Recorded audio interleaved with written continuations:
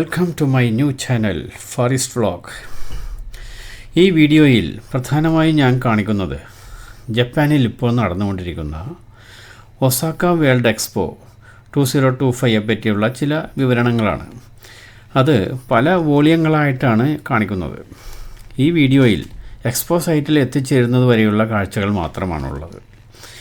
Expo സൈറ്റിനുള്ളിലെ കാഴ്ചകൾ തുടർന്നുള്ള വീഡിയോകളിൽ നിങ്ങൾക്ക് കാണാൻ കഴിയുന്നതാണ്. ഒസാക്ക വേൾഡ് എക്സ്പോയെ പറ്റി നിങ്ങൾ അറിഞ്ഞിരിക്കേണ്ട കുറച്ച് കാര്യങ്ങൾ മാത്രം ഞാനിവിടെ നിങ്ങളുമായി ഷെയർ ചെയ്യുന്നു. ഈ എക്സ്പോ അരങ്ങേറുന്നത് യുമേഷിമ ഐലൻഡ് എന്നു പേരുള്ള ഒരു കൃത്രിമ ഐലൻഡിലാണ്. ഇത് കടൽ നികത്തി ഉണ്ടാക്കിയതാണ്. 1970 ആണ് റിക്ലമേഷൻ വർക്ക് തുടങ്ങുന്നത്. അതിനുശേഷം 2018 ഈ എക്സ്പോ 2025 നടത്താൻ ജപ്പാൻ സെലക്ട് ചെയ്യപ്പെടുന്നത്. അതിനെ തുടർന്നാണ് മെയിൻ ലാൻഡിൽ നിന്നും ഈ ഐലൻഡിലേക്കുള്ള ട്രെയിൻ സർവീസിന് വേണ്ട റെയിൽ വർക്ക് അതുപോലുള്ള മറ്റ് കൺസ്ട്രക്ഷൻ വർക്കുകളെല്ലാം തുടങ്ങുന്നത്. ഈ കഴിഞ്ഞ 2025 ജാനുവരി 19 യുമേഷിമ സ്റ്റേഷൻ്റെ ഒഫീഷ്യൽ ഓപ്പണിംഗ് കഴിഞ്ഞു. അത്രയും ഫാസ്റ്റായിട്ട് ആ വർക്ക് അവർ തീർത്തു. കൂടുതൽ ഭാഗവും കടലിൻ്റെ അടിയിൽ കൂടിയുള്ള ടണലിലൂടെയാണ് ട്രെയിൻ വരുന്നത് ഈ ഐലൻഡിലേക്ക്. 2023 നവംബറിലാണ് എക്സ്പോ സൈറ്റിൻ്റെ അകത്തുള്ള പ്രധാന വർക്കുകൾ തുടങ്ങുന്നത്. അത് 2024 ആയപ്പോഴേക്കും ഏറെക്കുറെ കംപ്ലീറ്റ് ആകുകയും ചെയ്തു. ഈ ഒസാക്ക എക്സ്പോയുടെ മെയിൻ ഹൈലൈറ്റ് എന്ന് പറയുന്നത് ഒസാക്ക എക്സ്പോ സൈറ്റിന് ചുറ്റുമുള്ള വുഡൻ സ്ട്രക്ചറിലുള്ള ഗ്രാൻഡ് റിംഗ് എന്ന് പറയുന്ന സ്കൈ വാക്ക് തന്നെയാണ്. എന്നുവെച്ചാൽ എക്സ്പോ സൈറ്റിന് ചുറ്റും നടന്നു കാണുന്നതിന് വേണ്ടി റൗണ്ട് ഷേപ്പിൽ ഉയരത്തിൽ പണിതിട്ടുള്ള ഒരു നടപ്പാതയാണ്. ജാപ്പനീസ് ആർക്കിടെക്റ്റായ സോ ഫുജിമോട്ടോ എന്നൊരാളാണ് ഈ ഗ്രാൻഡ് റിംഗ് ഡിസൈൻ ചെയ്തിരിക്കുന്നത്. വേൾഡ് ഗിന്നസ് ബുക്കിൽ ഇപ്പോൾ തന്നെ ഇത് ഇടം നേടി കഴിഞ്ഞു.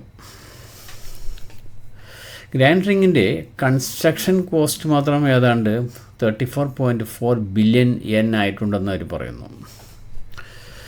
ജപ്പാനിൽ സുലഭമായി ലഭിക്കുന്ന ജാപ്പനീസ് സീഡർ, ജാപ്പനീസിൽ അതിന് സുഗി എന്ന് പറയും, മറ്റൊരു മരമായ ജാപ്പനീസ് സൈപ്രസ്, ഹിനോക്കി എന്ന് പറയും ജാപ്പനീസിൽ. ഈ രണ്ട് മരങ്ങളാണ് പ്രധാനമായും ഇതിന് ഉപയോഗിച്ചിരിക്കുന്നത്. ഇത് എക്സ്പോയിൻ്റെ ഈ ഒരു ആവശ്യത്തിന് വേണ്ടി മാത്രം കൺസ്ട്രക്റ്റ് ചെയ്തിട്ടുള്ളതാണ്. ഇത് കഴിയുമ്പോൾ അവരത് ഡിസ്മാൻഡിൽ ചെയ്യും എന്നും പറയുന്നു. എക്സ്പോ സൈറ്റിലേക്ക് നിങ്ങൾക്ക് 2 വഴിയിലൂടെ എത്തിച്ചേരാം. നിങ്ങൾ ബസ്സിലാണ് വരുന്നതെങ്കിൽ വെസ്റ്റ് ഗേറ്റ് വഴിയും, ട്രെയിൻ എടുത്ത് വരികയാണെങ്കിൽ ഈസ്റ്റ് ഗേറ്റ് വഴിയുമായിരിക്കും എക്സ്പോ സൈറ്റിലേക്കുള്ള നിങ്ങളുടെ എൻട്രി. ബസ്സാണോ ട്രെയിനാണോ സൗകര്യം എന്നുള്ളത് നിങ്ങളുടെ ഹോട്ടലിൻ്റെ ലൊക്കേഷൻ അനുസരിച്ച് തിരഞ്ഞെടുക്കാം. ഹോട്ടൽ എപ്പോഴും ബുക്ക് ചെയ്യുമ്പോൾ ട്രെയിൻ സ്റ്റേഷൻ്റെ അടുത്തുള്ള ഹോട്ടൽ ബുക്ക് ചെയ്യാൻ ശ്രമിക്കുക.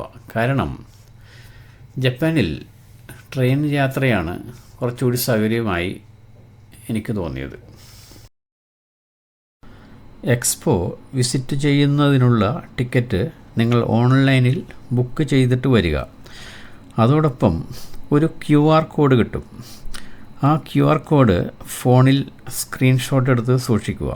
കൂടാതെ ഒരു ഹാർഡ് കോപ്പി പ്രിൻ്റ് ചെയ്ത് കയ്യിൽ വച്ചിരിക്കുക. ഇതുമായി ബന്ധപ്പെട്ട കൂടുതൽ വിവരങ്ങൾ എക്സ്പോ വെബ്സൈറ്റ് സന്ദർശിച്ച് നിങ്ങൾ മനസ്സിലാക്കേണ്ടതാണ്. ഞാനിപ്പോൾ യുമേഷിമ സ്റ്റേഷനിൽ എത്തിച്ചേർന്നിരിക്കുകയാണ്. നല്ല തിരക്കാണ്. തിരക്ക് നിയന്ത്രിക്കാൻ ധാരാളം റെയിൽവേ ഓഫീസേഴ്സ് ഡ്യൂട്ടിയിലുണ്ട്. ഈയൊരു എക്സ്പോ നടത്തുന്നത് വഴി ഈ രാജ്യത്തിന് വന്നു ചേരുന്ന വരുമാനം ചെറുതൊന്നുമല്ല. ദിനംതോറും 10,000-കണക്കിന് ആളുകളാണ് ലോകത്തിൻ്റെ പല ഭാഗത്തു നിന്നുമായി എക്സ്പോ വിസിറ്റ് ചെയ്യാൻ വരുന്നത്. ഹോട്ടലുകളെല്ലാം തന്നെ ഏറെക്കുറെ ഫുള്ളി ബുക്കഡാണ്. അതേപോലെ ഹോട്ടൽ റേറ്റും വളരെ കൂടിയിരിക്കുകയാണ്. എക്സ്പോ കാണുവാൻ വരുന്നവർ മുൻകൂട്ടി ഹോട്ടൽ ബുക്ക് ചെയ്തിട്ട് മാത്രം വരിക. നിങ്ങൾ 4 അതിൽ കൂടുതലോ ആളുകളാണ് ഒരുമിച്ച് വരുന്നതെങ്കിൽ നിങ്ങൾക്ക് നല്ലത് അപ്പാർട്ട്മെൻറ്റ് ബുക്ക് ചെയ്യുന്നതായിരിക്കും. കാരണം ഹോട്ടലിനേക്കാൾ കുറഞ്ഞ ചിലവിൽ കാര്യങ്ങൾ നടത്തിയിടുക. അവിടെ ആകുമ്പോൾ ഭക്ഷണം പാചകം ചെയ്യാനുള്ള സൗകര്യവും ഉണ്ടായിരിക്കും. ഉച്ചഭക്ഷണം വേണമെങ്കിൽ കുറച്ച് പാക്ക് ചെയ്ത് കൊണ്ടുപോകാനും സാധിക്കും.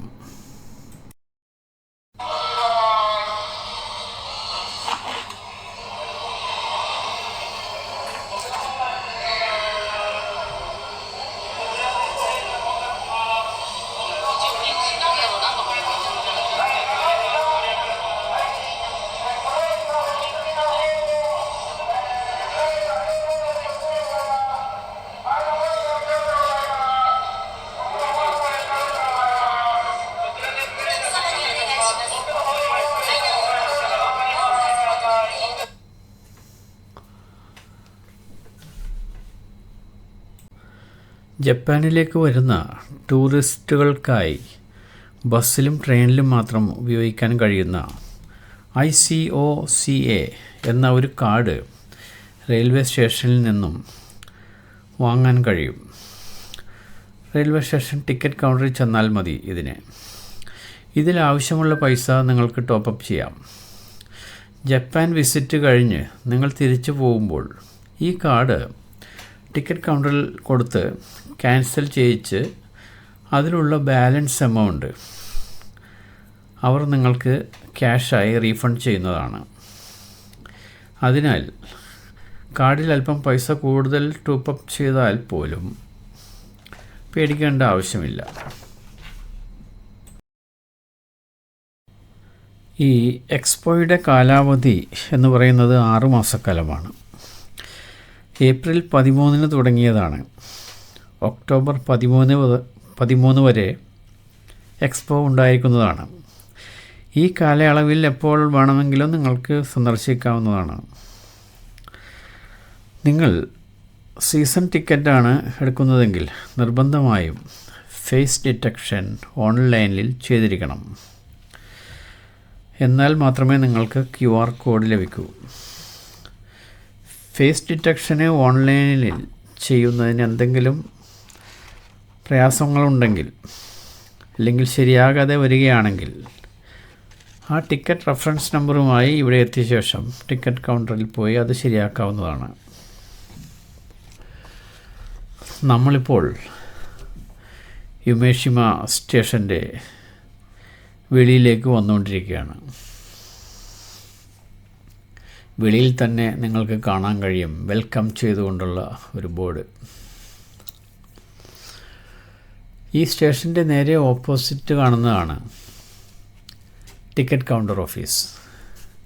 ടിക്കറ്റ് സംബന്ധമായ എന്ത് കാര്യങ്ങളും അവിടെ പോയി ശരിയാക്കിയ ശേഷം മാത്രമേ നിങ്ങൾക്ക് QR കോഡ് സ്കാൻ ചെയ്യുന്ന എക്സ്പോ സൈറ്റിലേക്കുള്ള എൻട്രൻസിലേക്ക് പോകാൻ കഴിയൂ.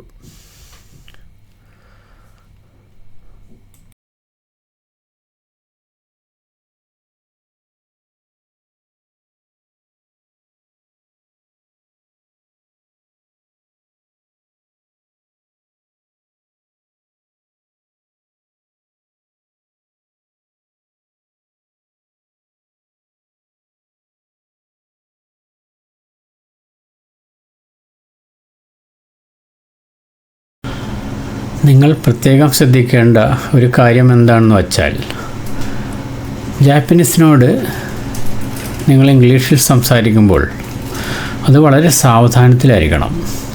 കഴിയുമെങ്കിൽ വേർഡ് ബൈ വേർഡിൽ സംസാരിക്കുക. മാത്രമല്ല, പറയാനുള്ളത് വ്യക്തമായി സംസാരിക്കുക. അതും കൂടാതെ കഴിയുന്നതും സിമ്പിൾ വേർഡ്സിൽ ഇംഗ്ലീഷ് സംസാരിക്കാൻ ശ്രമിക്കുക. നിങ്ങൾ ഇംഗ്ലീഷിൽ വളരെ സ്കിൽഡ് ആയിരിക്കാം, പക്ഷേ ആ സ്കിൽസ് ഇവരുടെ മുമ്പിൽ കാണിക്കരുത്. സ്പീഡിൽ സംസാരിച്ചാൽ ജാപ്പനീസിന് വളരെ പെട്ടെന്ന് ദേഷ്യം കയറിയിരിക്കും.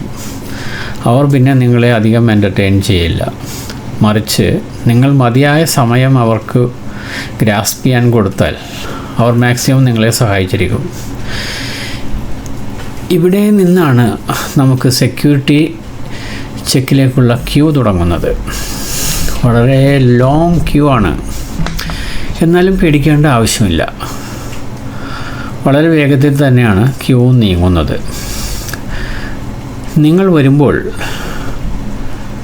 ഒരു ചെറിയ കുട, സൺഗ്ലാസ്, തൊപ്പി എന്നിവ കയ്യിൽ കരുതുന്നത് നല്ലതായിരിക്കും. കാരണം ഈ സീസൺ സെപ്റ്റംബർ വരെ സമ്മറാണ്. അതുകൊണ്ട് വിൻ്റർ കോട്ടിൻ്റെ ഒന്നും ആവശ്യമില്ല. നാട്ടിലേതുപോലെയുള്ള ടെമ്പറേച്ചറാണ്. പിന്നെ കഴിയുന്നതും വരുമ്പോൾ ക്യാൻവാസ് ഷൂ ഉപയോഗിക്കുക. എക്സ്പോ സൈറ്റിൽ നടപ്പ് അധികമാണ്. അതിന് ഏറ്റവും സൗകര്യം ക്യാൻവാസ് ഷൂ തന്നെയാണ്. എന്നീ കാര്യങ്ങൾ നിങ്ങൾ പ്രത്യേകം ശ്രദ്ധിച്ചാൽ കുറച്ച് സൗകര്യപ്രദമായിരിക്കും. കൂടാതെ വെളിയിൽ നിന്നും കുറച്ച് ഫുഡ് ഐറ്റംസ് കൊണ്ടുവരികയാണെങ്കിൽ ലഞ്ചും മറ്റും നിങ്ങൾക്ക് അതുകൊണ്ട് മാനേജ് ചെയ്യാൻ കഴിഞ്ഞാൽ കുറച്ച് പൈസ നിങ്ങൾക്ക് സേവ് ചെയ്യാൻ കഴിയും. കാരണം എക്സ്പോയിൻ്റെ അകത്ത് എല്ലാം വളരെ എക്സ്പെൻസീവാണ്. ഇന്ത്യൻ പവലിയനിൽ ബിരിയാണി കിട്ടും. ഒരു ബിരിയാണിക്ക് 1800 yen ആണ് ചാർജ് ചെയ്യണത്. 3 ഇഡ്ഡലി സാമ്പാർ 1500 വരും. അപ്പോൾ തന്നെ നിങ്ങൾക്ക് ഇവിടുത്തെ വില നിലവാരത്തെപ്പറ്റി ഒരു ഐഡിയ കിട്ടി കാണും. നിങ്ങൾ അതിനനുസരിച്ച് കോസ്റ്റ് കൺട്രോൾ ചെയ്യാനുള്ള ചില നടപടികൾ മുൻകൂട്ടി എടുത്തു വരികയാണെങ്കിൽ നിങ്ങൾക്ക് കുറച്ച് പൈസയും സമയവും ലാഭിക്കാം. ഭക്ഷണവും മറ്റും ഇരുന്ന് കഴിക്കാനുള്ള ധാരാളം സ്ഥലങ്ങളകത്തുണ്ട്. Free filter വാട്ടറുണ്ട്. അതുകൂടാതെ എക്സ്പോ സൈറ്റിനുള്ളിൽ ധാരാളം കടകളുമുണ്ട്. പ്രത്യേകിച്ച് 7-11 പോലുള്ള കടകളിൽ നിന്നും ബ്രെഡ്, സാൻഡ്വിച്ച്, സോഫ്റ്റ് ഡ്രിങ്ക് മുതലായവ നിങ്ങൾക്ക് വാങ്ങാനും കഴിയും. ഇവിടെ പ്രത്യേകം ശ്രദ്ധിക്കേണ്ട മറ്റൊരു കാര്യം, എക്സ്പോ സൈറ്റിനുള്ളിൽ ക്യാഷ്ലെസ് പേയ്മെൻ്റാണ് എല്ലായിടത്തും. നിങ്ങളുടെ കയ്യിൽ ക്രെഡിറ്റ് കാർഡ് മസ്റ്റായിട്ടുണ്ടായിരിക്കണം. ഞാൻ 9 മണിക്കായിരുന്നു എൻട്രി ബുക്ക് ചെയ്തിരുന്നത്. അല്പം വൈകിയതിനാൽ ക്യൂ ഡൈവേർട്ട് ചെയ്തു വിട്ടു.